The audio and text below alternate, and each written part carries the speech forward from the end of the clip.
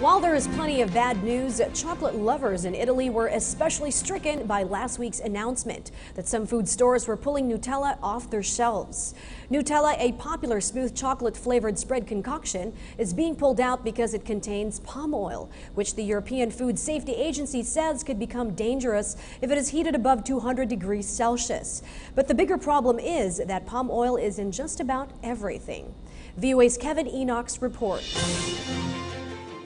Consider the palm fruit.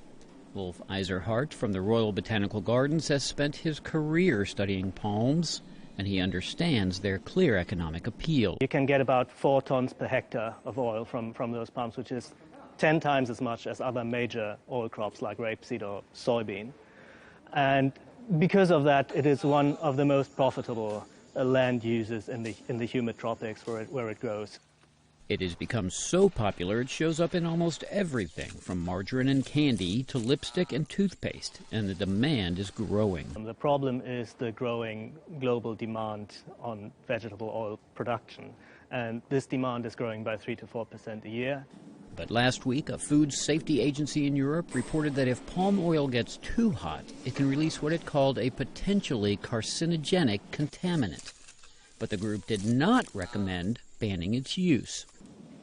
Researchers say the bigger problem is that palm oil trees grow in the tropics, and that has led to massive clear-cutting, which is devastating the habitats of all kinds of species, ranging from the orangutan to the tiger. All the palm oil production takes place in areas that would otherwise, or that would naturally be tropical rainforest, which is known as the most biodiverse terrestrial ecosystem on Earth.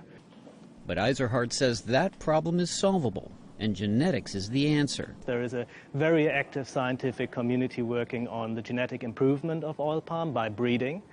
Until then, experts say demand will continue to rise, and that puts more pressure on tropical forests already at risk.